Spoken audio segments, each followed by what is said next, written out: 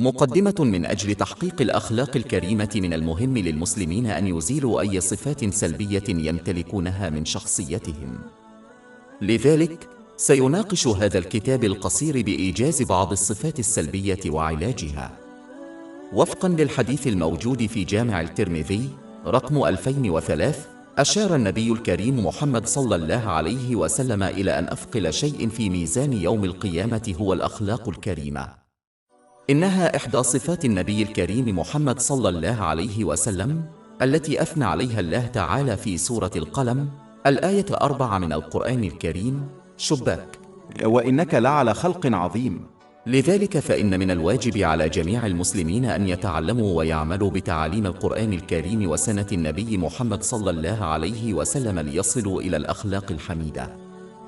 القلب القاسي. إن السمة السلبية التالية للنفس هي كثرة ارتكاب المعصية دون التوبة الصادقة. فوفقا لحديث موجود في سنن ابن ماجه رقم 4244، فإن الإنسان عندما يرتكب معصية تنطبع على قلبه نقطة سوداء، وتزداد هذه النقطة حتى يغرق قلبه كله في الظلام، ويصبح الإنسان القاسي القلب مهملا في واجباته ويستمر في المعصية. لذلك فمن المهم أن يتوب المسلمون بصدق من الذنوب الكبيرة والصغيرة، وأن يستمروا في تنفيذ أوامر الله تعالى، وهذا من شأنه أن يؤدي إلى قلب روحي سليم نقي. سورة الشعراء الآيتان من 88 إلى 89. يوم لا ينفع مال ولا بنون إلا من أتى الله بقلب سليم. العمل بالرخص. من الصفات السيئة في النفس الإصرار على العمل بالرخص بدلاً من العمل بأوامر الإسلام على الوجه الأكمل والصحيح، ولا ينبغي للمسلم أن يتخذ هذا الموقف من خلال عدم تجنب الأمور المشتبهة التي قد تؤدي بسهولة إلى المحرمات. فقا للا حديث الموجود في صحيح لبخاري 2051. الغضب. ومن الصفات السلبية للنفس أن يغضب الإنسان لنفسه حسب رغباته، فلا ينبغي للمسلم أن يغضب إلا لله تعالى، وذلك عندما يغضب الإنسان فقط عندما تنتهك أوامر الله تعالى. ولكن حتى في مثل هذه الحالات يجب أن يكون رد فعلها في حدود الإسلام، وإلا كان ذلك دليلا على أن غضبها ليس لله تعالى. وهذه كانت حال النبي محمد صلى الله عليه وسلم الذي لم ينتقم لنفسه قط، بل كان يغضب لله تعالى فقط، وقد ثبت ذلك في حديث موجود في صحيح البخاري رقم 3560. الأفكار السيئة. ومن الصفات السلبية للنفس أن يتلذذ الإنسان بالتفكير في أمور لا يحمد الله عليها في الإسلام، وذلك عندما يغفل الإنسان عن حقيقة أن الله تعالى يراقب أفكاره الباطنية كما يراقب تصرفاته الظاهرة. سورة قاف الآية 16. ولقد خلقنا الإنسان ونعلم ما توسوس به نفسه. إن هذه العقلية خطيرة لأنها تشجع الإنسان على العمل بأفكاره التي قد تؤدي إلى المعصية. والحقيقة أن بداية المعصية هي الفكرة الشريرة، فإذا لم يصدها المسلم بكراهيتها فإنها تصبح مقاومة، وإذا لم يقاومها المسلم فإنها تصبح وساوس، وإذا لم يتم ضبط هذه الوساوس بالتأديب فإنها تؤدي إلى العمل. يجب على المسلم أن يتوخى الحذر من الرؤية الإلهية من خلال تذكير نفسه باستمرار بالنظرة الشاملة لله تعالى، ويجب أن يشغل وقته بالأعمال الصالحة أو المشروعة. الطاعة الدائمة. ومن الصفات السلبية للنفس أن يعتقد الإنسان أنه يتمتع بقلب نقي فلا يحتاج إلى الاجتهاد في طاعة الله تعالى، فهذه الطاعة تتضمن تنفيذ أوامر الله تعالى والامتناع عن نواهيه ومواجهة القدر بالصبر، وهذا يتناقض تماما مع تعاليم القرآن الكريم وأحاديث لنبي الكريم محمد صلى الله عليه وسلم، إذ لم يكن أحد أطهر قلبا منه ومع ذلك كان الشديد جتهدا في طاعة الله تعالى. من ذلك ما جاء في صحيح البخاري رقم 6471، حيث ذكر أنه كان يصلي صلاة التطوعية في الليل حتى تورمت قدماه لما بركتان. السيطرة على الغضب. من الصفات السلبية للنفس أن يسمح الإنسان للغضب بالسيطرة عليها فيرتكب المعاصي، وينبغي للمسلم أن يتذكر أن التصرف والتحدث في الغضب لا يؤدي إلا إلى الندم في الدنيا والعقاب في الآخرة. وينبغي للإنسان أن يغير وضعيات جسده ويجعل نفسه أكثر سكونا من أجل السيطرة على أفعاله عند الغضب، مثل الجلوس. وقد نصح بذلك في حديث موجود في سنن أبي داود رقم 4782. ومن أجل السيطرة على كلامه ينبغي له أن يصمت حتى يذهب عنه الغضب. وقد نصح بذلك الإمام البخاري الأدب المفرد رقم 245. وكثيرا ما تسبب الكلمات المنطوقة في الغضب ضررا أطول أمدا من الأفعال الجسدية. إحصاء النعم من الصفات السلبية للنفس إحصاء النعم التي تقدمها للآخرين، وهذا لا شك يضيع الأجر الذي كان من الممكن أن تحصل عليه لو أنك عملت بإخلاص لوجه الله تعالى. سورة البقرة الآية 264. يا أيها الذين آمنوا لا تبطلوا صدقاتكم بالمن والأذى. من عمل لله تعالى فعليه أن يطلب الأجر منه ولا يطلبه من أحد غيره، وإلا فإنه يوم القيامة سيكون خالي الوفاض. وقد حذر من ذلك حديث في جامع الترمذي برقم 3154. إن مصدر كل ما يعطيه الإنسان للآخرين هو الله تعالى، فهو الخالق والمالك الحقيقي لكل نعمة، فلا ينبغي للإنسان أن يفخر بمساعدة الآخرين عندما يكون مصدر المساعدة هو الله تعالى وحده. التغاضي عن الأخطاء. ومن الصفات السلبية للنفس التغاضي عن الأخطاء والذنوب، فإذا استمر المسلم على هذا الموقف فإنه يعتاد على هذه الأخطاء والذنوب، ومن ثم يجد صعوبة بالغة في التوبة الصادقة منها. لذلك ينبغي للمسلم أن يراجع نفسه باستمرار ويتوب بصدق عندما يرتكب ذنبا ويتجنب التغاضي عنه. ومن المهم أن نتذكر أن الجبل يتكون من حجارة صغيرة. الحسد. إن الحسد هو الصفة السلبية التالية للنفس، وعلى المسلم أن يعلم أن الحسد هو انتقاد مباشر لاختيار الله تعالى، حيث لم يمنح هذه النعمة إلا هو. والواقع أن الحاسد لديه مشكلة مع الله تعالى وليس مع أي شخص آخر، في كيف مكن لهذا الشخص أن ينجح. على المسلم أن يتذكر أن الله تعالى يعطي كل إنسان ما هو أفضل له حتى لو لم يفهم كيف، وعليه أن يستسلم لاختياره ويظل مطيعا له بتنفيذ أوامره والامتناع عن نواهيه ومواجهة القدر بالصبر في كل الأوقات. الراحة الزائدة في الدنيا. إن من الصفات السلبية للنفس الرغبة في الراحة الزائدة في الدنيا والسعي إليها، وهذا قد يؤدي إلى إهمال الواجبات والاجتهاد في الاستعداد للآخرة. وعلى المسلم أن يعمل بالحديث الوارد في صحيح البخاري رقم 6416، والذي ينصح المسلم بأن يعيش في الدنيا غريبا أو مسافرا. ومن يتصرف على هذا النحو سوف يدرك أن الدنيا ليست داره الدائمة، ولذلك لن يطلب فيها الراحة الزائدة، بل سوف يسعى إلى توفير الراحة لنفسه في داره الدائمة، أي الدار الآخرة. بل إن النبي محمد صلى الله عليه وسلم حذر في حديث وارد في صحيح مسلم رقم 7417 من أن الدنيا سجن للمؤمن، فكيف يستطيع المسلم أن يطلب فيها الراحة الزائدة؟ عندما يعيش الإنسان بعقلية صحيحة فإنه سوف يجد الراحة في الدنيا من خلال راحة البال، ويستعد للآخرة أيضا على النحو اللائق. كشف عيوب الآخرين. إن من الصفات السلبية الأخرى التي تعيب النفس هي حب الإنسان للحديث عن عيوب الآخرين، وعلى المسلم أن يتذكر أن من كشف عيوب الآخرين كشف عن عيوبهم، ومن ستر عيوب الآخرين ستر الله تعالى عيوبهم. وقد ثبت هذا في حديث في سنن ابن ماجه رقم 2546، وعلال مسلم أنا يعمل لنس كما يحب أنا يعملهم، فلا يكشف عيوب الآخرين بلا يسترى. المدح الكاذب. من الصفات السلبية للنفس أن تغرها المدح الكاذب الذي تتلقاه من الناس، فينبغي للمسلم أن يتذكر أنه يعرف نفسه أكثر من غيره فيما يتعلق بأعماله ونواياه الخفية، لذلك فلا ينبغي له أن يغره مدح الناس، بلجب أن يدرك أنه لن ينقذه من عذاب الله تعالى، فهو أعلم بأفعله ونواياه. تحقيق الرغبات. من الصفات السلبية للنفس السعي الدائم إلى تحقيق الرغبات، وهذه العقلية خطيرة لأنها قد تقود الإنسان بسهولة من الرغبات المشروعة إلى الرغبات الغير المشروعة. لذا فمن الأفضل للمسلم أن يحد من الرغبات التي يحققها حتى لو كانت مشروعة. ومن الأفضل أن يلتزم بالرغبات الضرورية والمشروعة، وأن يستمتع أحياناً برغبات مشروعة أخرى حتى لا ينحرف عن المسار.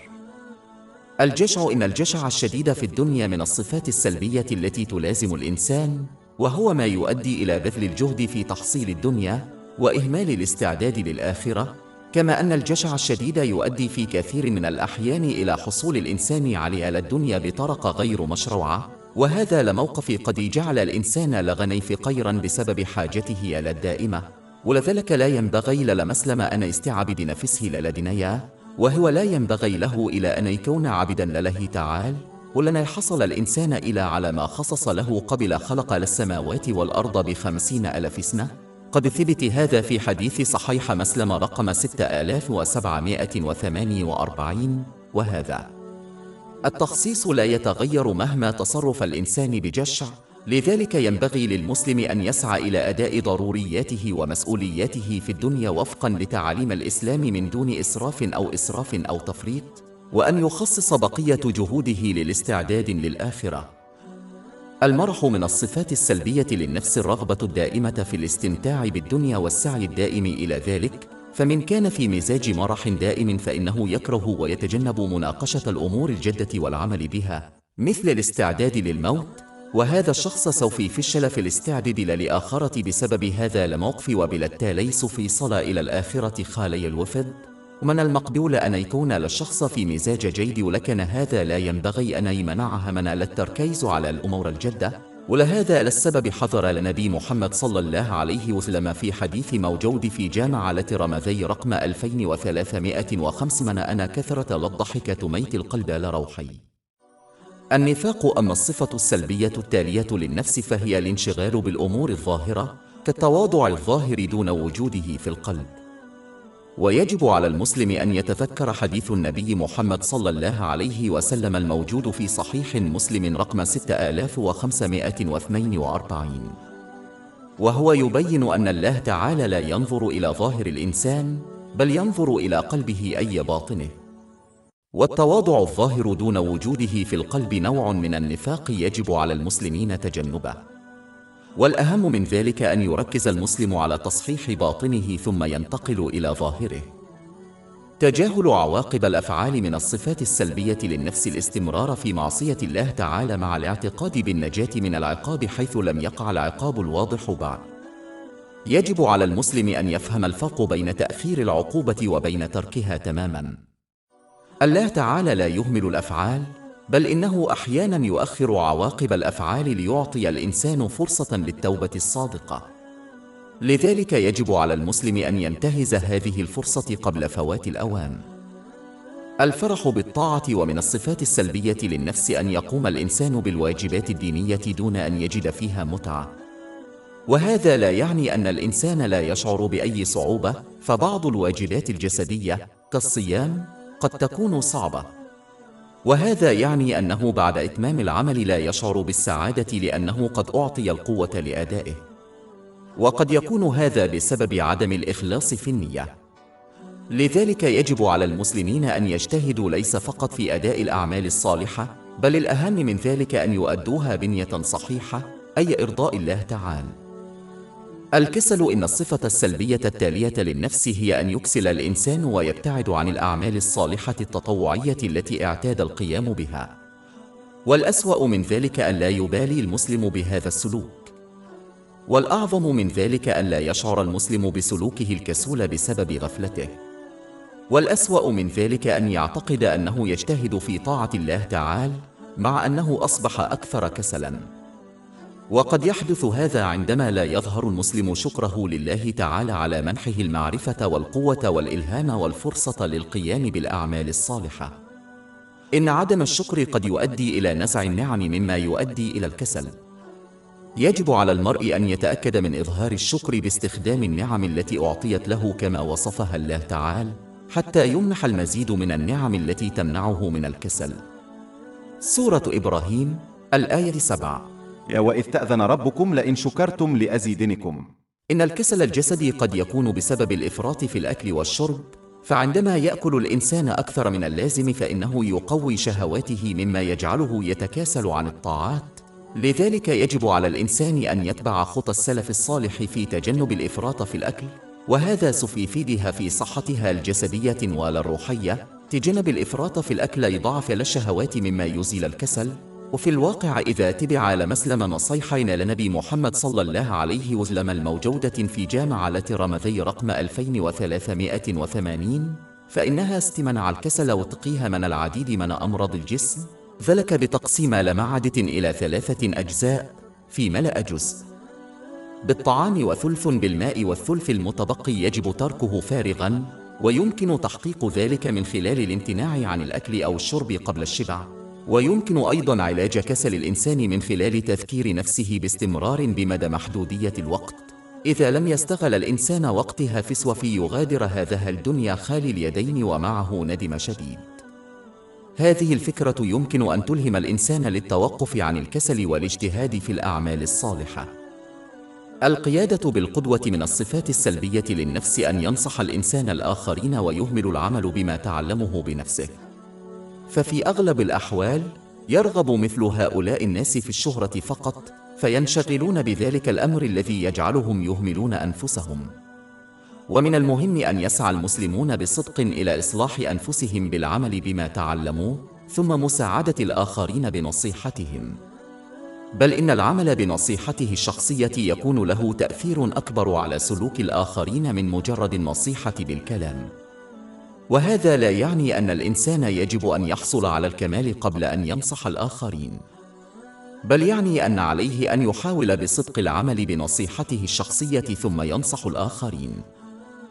طاعة الناس. الصفة السلبية التالية هي طاعة الناس في الأمور التي تؤدي إلى معصية الله تعالى. يتصرف الشخص بهذه الطريقة لأنه يعتقد أن الآخرين يمكنهم بطريقة ما منحه نفعا أو حمايته من بعض الأذى.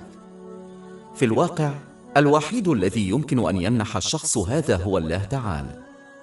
إذا أطاع المسلم الناس وعصى الله تعالى، فإن الله تعالى سيقلب الناس ضده ولن يحميه من آثارهم السلبية. ولكن إذا أطاع شخص الله تعالى حتى لو كان ذلك يغضب الناس، فإن الله تعالى سيحميه من آثارهم السلبية حتى لو لم تكن هذه الحماية واضحة له. سورة يونس الآية 107. وإن يمسسك الله بضر فلا كاشف له إلا هو، وإن يردك بخير فلا راد لفضله يصيب به من يشاء من عباده. يجب على المسلم أن يفهم أن الناس يعتمدون كليا على الله تعالى. في الواقع من لا يكتفي بنفسه لا يستطيع تلبية احتياجات الآخرين.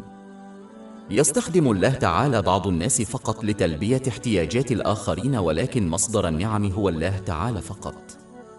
لذلك إذا أطاع المرء المصدر والذي يتضمن تنفيذ أوامره والامتناع عن نواهيه ومواجهة القدر بالصبر، فسوف يكسب دائما الدعم. ولكن إذا عصى المصدر فلن يستفيد من شخص آخر يحتاج هو نفسه إلى دعم من الله تعالى. هذا مثل المسافر الضال الذي يطلب الاتجاهات من مسافر آخر ضال. سورة آل عمران الآية 175. فلا تخافوهم واخشون. ملاحظة عيوب الآخرين. ومن الصفات السلبية للنفس أن يشتغل الإنسان بتقييم عيوب الآخرين إلى حد الغفلة عن عيوب نفسه. فمن كشف عيوب الآخرين وجد الله تعالى يكشف عيوبه ويعيبه على من؟ وقد ثبت ذلك في حديث في سنن ابن ماجه رقم 2546: من غفل عن عيوب نفسها فعليها أن يستر عيوب الآخرين حتى يستر الله تعالى عيوبه. ولا أهم من ذلك أن يتأمل لمسلم في شخصيتها ويجتهد في إزالة الصفات السلبية من خلال اكتساب المعارف الإسلامية والعمل بها. الإصرار على المعصية. إن أول صفة سلبية في النفس هي أن يقوم الإنسان بأعمال تطوعية ثم يصر على المعصية دون توبة صادقة. ومن المهم أن لا يستهين المسلمون بتأثير المعصية حتى لو كانت صغيرة، وأن يتذكروا أن الجبال من أحجار صغيرا. كما أن ترك المعصية أهم من القيام بالأعمال التطوعية، لذلك يجب على المسلم أن يركز على ترك المعصية مع أداء الفرائض ثم يتبع ذلك بالأعمال التطوعية، وهذا من شأنه أن يجعله محبوبا عند الله تعالى. وقد ثبت ذلك في حديث في صحيح البخاري 6502. المدح والنقد. ومن الصفات السلبية للنفس المبالغة في المدح والذم، وذلك بأن يبالغ الإنسان في مدح الآخرين عند رضاهم أو ينتقدهم عند سخطهم، وهذا يحدث عندما يبالغ الإنسان في مدح الآخرين وذمهم حسب رغباته وأهوائه، وليس حسب تعاليم الإسلام، أي أن الإنسان يجب أن يمدح من مدحه الله تعالى ويذم من ذمهم الله تعالى دون أن يتجاوز الحدود بالكذب في المدح أو إهانة الآخرين عند النقد. ويجب أن يكون النقد دائما بناء وبأسلوب لطيف في السر، ومن يخالف هذا الأسلوب يحرج الآخرين وبالتالي يبعدهم عن قبولنا الحقيقة. إن مدح الآخرين طريقة جيدة لتشجيعهم على المزيد من الخير، وخاصة الأطفال، ولكن يجب أن يتم ذلك في حدود، ولا ينبغي للإنسان أن يبالغ في مدح الآخرين بالكلام الفارغ أو الكذب. التشكيك في القدر. إن السمة السلبية التالية للنفس هي عدم الامتنان للاختيارات الإلهية وإرشادات الله تعالى. يجب على المسلم أن يفهم حقيقة مفادها أنه لا يعرف إلا المظهر الخارجي للأشياء، وهو قصير النظر للغاية في ملاحظة عواقب اختياراته، في حين أن الله تعالى يعلم ما يكمن في الداخل وعواقب كل شيء. لذلك فإن اختيار الله تعالى وقضائه سيكونان دائما أعلى من اختيار عبده. إذا كان الشخص قد حقق رغباته دائما، فسوف يدمرها في النهاية. إن عدم الرضا باختيار الله تعالى لن يغير اختياره، لن يؤدي إلا إلى غضب الله تعالى. لذلك من الأفضل قبول اختيار الله تعالى، لأنه يؤدي دائما إلى الخير حتى لو لم يرى الشخص الحكمة وراء القدر. سورة البقرة الآية 216. وعسى أن تكرهوا شيئا وهو خير لكم، وعسى أن تحبوا شيئا وهو شر لكم، والله يعلم وأنتم لا تعلمون. رفض الحقيقة. من الصفات السلبية للنفس أنها لا تفضل الحقيقة عندما تتعارض مع رغباتها، وقد يزداد الأمر سوءا عندما يسعى الشخص وراء كل رغباته وخاصة غير المشروعة. لذلك يجب على المسلم أن يتبع الرغبات المشروعة فقط، ويحاول جاهدا تجنب الرغبات غير الضرورية، لأنها قد تجعله يقع في حب رغباته. هذا الحب سيمنعه من قبول الحقيقة عندما تعرض عليه إذا كانت تتعارض مع رغباته المحبوبة. يجب على المسلم دائما قبول الحقيقة والعمل بها دون الاهتمام برأيه أو مشاعره. من الصفات السيئة في النفس طلب الزعامة والشهرة بالعلم، ومن ذلك الافتخار بالعلم والتباهي به، وهي صفة خطيرة قد تقود صاحبها إلى النار، وقد ثبت ذلك في حديث في سنن ابن ماجه رقم 259. ويمكن علاج ذلك بفهم أن كل ذرة علم أو أي نعمة يمتلكها الإنسان قد وهبها الله له، فبدلا من الافتخار ينبغي للإنسان أن ينشغل بشكر الله تعالى على حمايته من الجهل، بل إن من افتخر بعلمه فهو جاهل، لأن العلم للنافع يزيد الإنسان تواضعا وخشوعا لله تعالى. سورة فاطر الآية 28. إنما يخشى الله من عباده العلماء. طلب الأجر من الناس. إن الصفة السلبية التالية للنفس هي طلب الأجر من الناس بعد مساعدتهم. وينبغي للمسلم أن يفهم أنه إذا عمل من أجل الناس فلن ينال أجرا من الله تعالى، بل إن حديثا موجودا في جامع الترمذي رقم 3154 يقول: يوم القيامة سيقال له أن يطلب أجره من الناس الذين عمل لهم، وهذا غير ممكن. فقط عندما يعمل المسلم من أجل الله تعالى سينال أجره منه. والدليل على صحة هذه النية هو عدم طلب الأجر أو الشكر من الآخرين بعد مساعدتهم. سورة البقرة الآية 264. يا أيها الذين آمنوا لا تبطلوا صدقاتكم بالمن. الإعجاب بالنفس. ومن الصفات السلبية للنفس أن يرى الإنسان أن أعماله الصالحة طيبة في حين يستخف بجهود الآخرين وأعمالهم الصالحة. وعلى المسلم أن يدرك أن كل خير يملكه أو عمل صالح يقوم به لا يمكن أن يتم إلا برحمة الله تعالى في صورة الإلهام والمعرفة والقوة والفرصة للقيام بالعمل الصالح. ولذلك عليه أن يظل شاكرا لله تعالى بدلا من الاستخفاف بأعمال الآخرين، لأن هذه الرحمة يمكن أن تنتقل بسهولة إلى الآخرين. كما يجب على الإنسان أن يضع في اعتباره أن نتيجة حياته أو حياة الآخرين غير معروفة له، فربما يموت والله تعالى غاضب عليه، وربما يرحل من يستخف به عن الدنيا والله تعالى راض عنه. فلا ينبغي لهم أن يفتخروا بشيء يملكونه أو يفعلوه، بل عليهم أن يلجأوا إلى الله تعالى من سوء المصير، وذلك بالطاعة الصادقة له، والتي تتضمن تنفيذ أوامر الله تعالى والابتعاد عن نواهيه، ومواجهة القدر بالصبر. الشفقة على الذات. من الصفات السلبية للنفس أن يتحلى المسلم بالشفقة على الذات، وهذا قد يؤدي إلى صفات سلبية أخرى مثل جحود الجميل. ومن المهم أن يتذكر المسلم دائما نعم الله التي لا تعد ولا تحصى التي يملكها. والحقيقة أن فهم أن فقدان نعمة والحصول على نعم أخرى لا تعد ولا تحصى هو أمر يجب على كل المسلمين أن يكونوا شاكرين له. سورة النحل الآية 18. وإن تعدوا نعمة الله لا تحصوها. إظهار الشكر. ومن الصفات السلبية للنفس أن يعتقد الإنسان أنه يحتاج إلى الصبر، في حين أنه في الحقيقة يجب عليه أن يظهر الشكر لله تعالى. فعندما يواجه الإنسان صعوبة عليه أن يتذكر النعم العديدة التي لا تزال لديه، وعليه أن يتذكر أن الله تعالى لا يقضي إلا بالخير لعباده حتى ولو لم يروا الحكمة وراء الاختيار فوراً. سورة البقرة الآية 216. وعسى أن تكرهوا شيئا وهو خير لكم، وعسى أن تحبوا شيئا وهو شر لكم، والله يعلم وأنتم لا تعلمون. هذه الحقائق ستلهمك لإظهار الامتنان حتى في المواقف الصعبة، حيث يتوقع معظم الناس منك إظهار الصبر. الرياء. من الصفات السلبية للنفس الرياء للناس، ويجب على المسلم أن يدرك أنه إذا عمل من أجل الناس فلن ينال ثوابا من الله تعالى في الدنيا ولا في الآخرة، بل إن هؤلاء سيقال لهم يوم القيامة بحسب الحديث الموجود في سنن ابن ماجه رقم 4203: أنا طلب وثوابهم من الناس الذين عملوا من أجلهم، وهذا غير ممكن.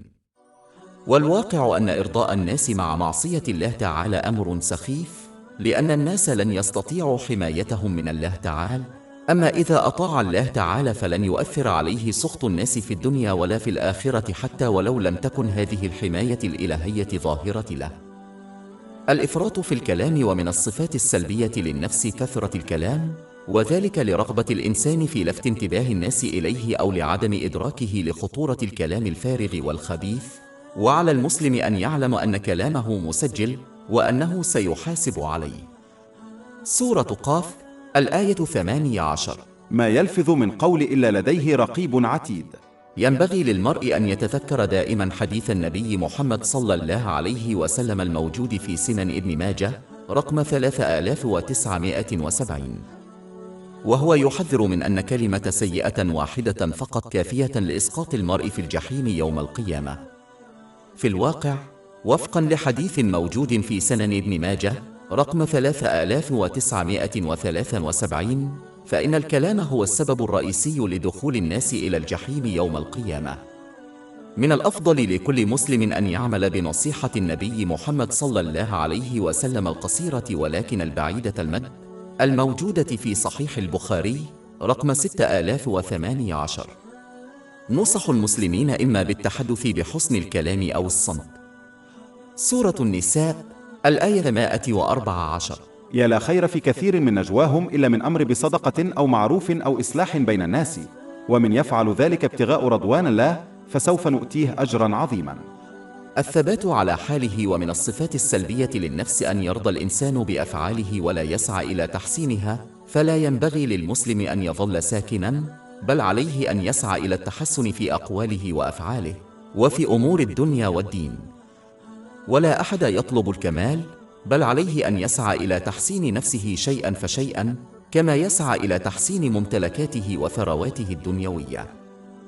البخل. إن البخل هو الصفة السلبية التالية في النفس، والسبب الجذري لهذه الصفة هو الإفراط في حب الدنيا المادية. وينبغي للمسلم أن يتذكر أن كل ما يدخره لن يتركه إلا ليتمتع به غيره وهو مسؤول عنه، أما كل ما يقدمه من صدقات فسوف يشهد له يوم القيامة. بالإضافة إلى ذلك، ووفقا للحديث الموجود في جامع الترمذي رقم 1961. فإن البخيل بعيد عن الله تعالى، بعيد عن الناس، بعيد عن الجنة، ولكنه قريب من النار. أما الكريم فهو قريب من الله تعالى، قريب من الناس، قريب من الجنة، وبعيد عن النار. وإذا جاهد المسلم في تخصيص وقت يتجاوز الواجبات الإلزامية لإرضاء الله تعالى، فإن أقل ما يمكنه فعله هو أن يكون كريما جدا في سبيل الله تعالى، على أمل أن يؤدي هذا الموقف إلى خلاصه. القلق بشأن الرزق. إن السمة السلبية التالية للنفس هي القلق الشديد بشأن الرزق المضمون وعدم الاهتمام بما أمر به أي الواجبات. وعندما يصبح هذا القلق شديدا فقد يدفع المرء إلى طلب الرزق من خلال وسائل غير مشروعة. يجب على المسلم أن يضع في اعتباره أن الله تعالى هو الذي خلقه وتكفل برزقه، وكما لا يشك في أنه خلقه فلا ينبغي له أن يشك في أنه هو وحده الذي يرزقه.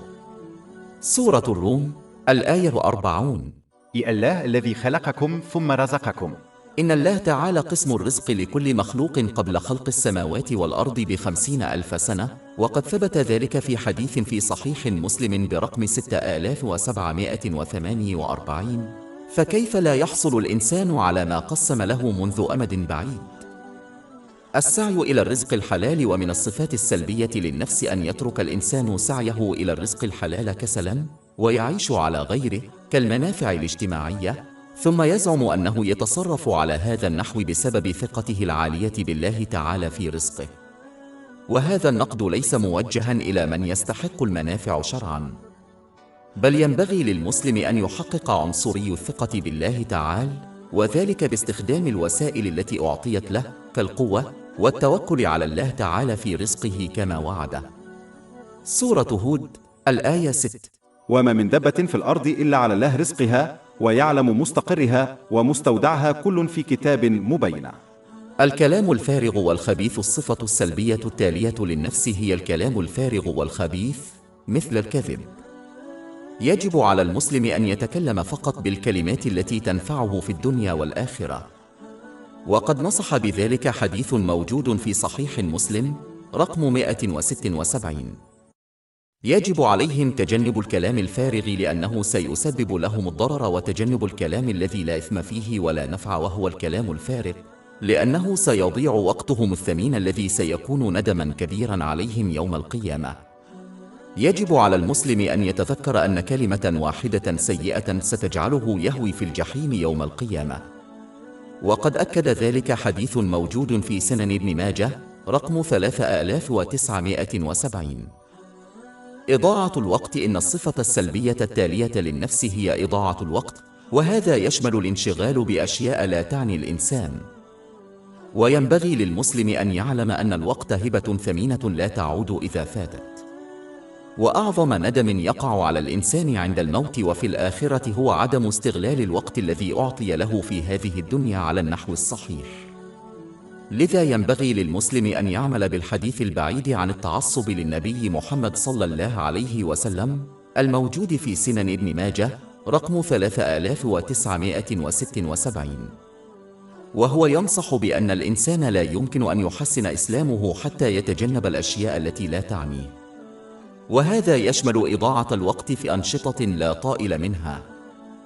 التمني. ومن الصفات السلبية للنفس أن يتوقع الإنسان الخلاص حتى لو لم يمتثل لأمر الله تعالى، وذلك بتنفيذ أوامره واجتناب نواهيه ومواجهة القدر بالصبر، وهذا ليس رجاء في رحمة الله تعالى، بل هو تمني فقط.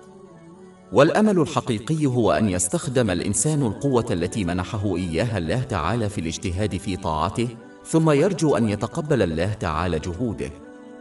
والتمني هو أن لا يبذل الإنسان أي جهد في طاعة الله تعالى ثم يرجو أن ينقذه الله تعالى، وهذا كالمزارع الذي يفشل في زرع البذور أو سقي حقوله، ومع ذلك يأمل أن يحصل على حصاد وفير. الصحبة الدنيوية. من الصفات السلبية للنفس الميل الزائد إلى صحبة الناس لأسباب دنيوية، ومن المهم أن يعلم المسلم أن يتبنى صفات رفاقه، وقد نصح بذلك حديث موجود في سنن أبي داود رقم 4833. لذلك يجب على المسلم أن يميل إلى الصالحين.